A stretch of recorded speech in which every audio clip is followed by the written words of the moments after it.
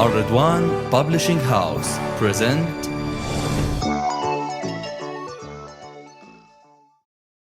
Timbertwig.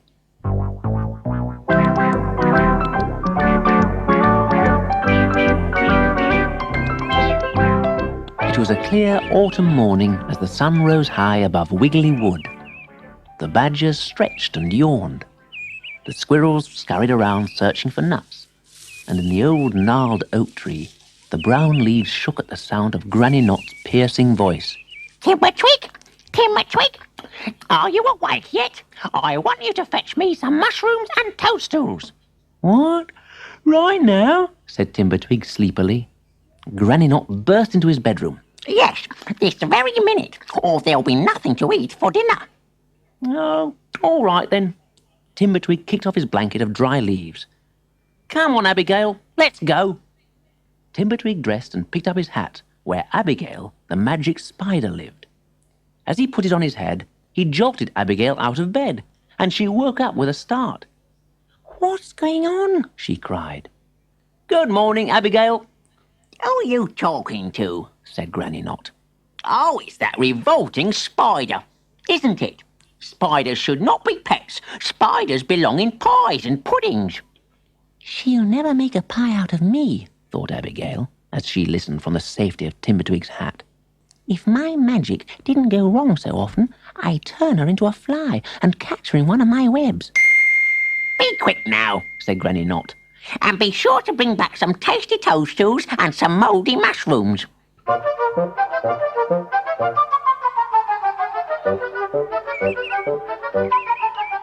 For hours, Timbertwig skipped among the trees of Wiggly Wood, but he didn't see a single toadstool. "Oh, Granny won't be very pleased with us." Abigail lowered herself onto the brim of his hat. "Well, we can't go back with our 10 hands empty." So they went on searching, laughing and joking as they wandered deeper and deeper into the wood. Suddenly, they stopped in their tracks. In the distance, someone was crying. "Oh dear," exclaimed Abigail. "It sounds as if somebody needs help." "Yes, it's coming from over there," said Timbertwig. "Let's hurry. We can take a shortcut through this valley." "No," cried Abigail. "Look at the sign." Timbertwig read the notice standing at the entrance to the valley. "I can't quite read the middle word," he said. "Beware of the something trees. It looks as if we'll have to take the path over Bluebell Bridge." As Timbertwig ran through the woods towards Bluebell Bridge, the sobbing got louder. But when he paused for breath halfway across the bridge, the crying stopped. "Perhaps we scared it away," said Abigail. "I hope not," said Timbertwig. "I'll try calling. Hello? Is anyone there?" But there was no reply. "Well, is nobody there?" he called. "Yes, nobody much is here," a voice replied. "so please leave me alone." "But we've run all this way to help you," said Timbertwig, as he scrambled down the bank and peeped under the bridge. A miserable-looking creature was sulking by the edge of the river. "Hello, my name's Timbertwig." "That's a nice name."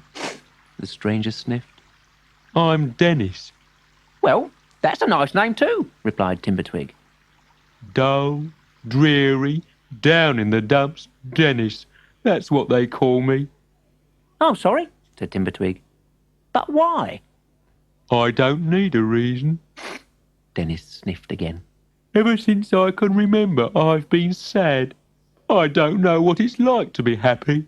"But it's so easy," cried Timbertwig. "We'll show you, won't we, Abigail?" "Of course we will. I'll just pop back inside the hat and find my book of spells." "And while she's gone, Dennis, I'll tell you a joke." Timbertwig sat down beside Dennis. "Why is the dentist so miserable?" he asked. But Dennis had already heard it. "Because he's always looking down in the mouth. People used to call me Dennis the dentist for that very reason." "Oh, no." And Dennis began to cry again. Abigail appeared from her little door in Timbertwig's hat. In one hand, she clutched her blue book of spells, in another, her magic wand. "Abigail is a magic spider," Timbertwig explained. "She can bring you anything you wish for. Surely that will make you happy, Dennis. Think hard and tell us what you would really like. I'll try. Sniffed Dennis. I'd like an apple pie, please. An apple pie it shall be, Said Abigail, thumbing through her book of spells. Now, let me see. Other puddings and cakes. Ah, here we are. Apple pie. And she started to jump up and down and wave her magic stick. Zammity pop and a zammity sigh. Please bring our friend a large apple pie. There was a brilliant blue flash, and 1,000 specks of sparkling dust floated to the ground. Did it work? Coughed Abigail, rubbing her eyes. What's this round my neck? Said Dennis. Oh, no. Silly Abigail, Timbertwig chuckled. You've made him an apple tie. Dennis was just about to burst into tears, so Timbertwig said, Come on, Dennis, think of something else. Dennis looked down at his scruffy clothes. All right. How about a gold suit and a frilly shirt? Abigail found the appropriate spell. A zappity zoot and a whistledy wort, a natty gold suit and a frilly shirt. This time, there was an even brighter blue flash.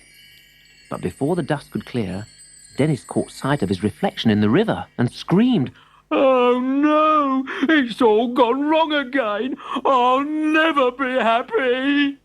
And he ran away into the woods to hide. Abigail, what's happened? Asked Timbertwig as the magic dust settled. You haven't made him vanish, have you? Abigail peered at her book. Oh dear, I really must have my eyes tested. Instead of a natty gold suit and a frilly shirt, Well, what have you given him? a tatty old boot and a frilly skirt. No wonder he ran away, said Timbertwig. Come on, we must find him. Timbertwig and Abigail rushed through Wiggly Wood, following Dennis's footprints. The footprints led right to the valley with the warning notice. They stopped again to try and read it. But suddenly they heard a terrible scream from the valley. Oh, please, no, stop. It's Dennis, and he sounds as if he's in awful trouble. Hurry!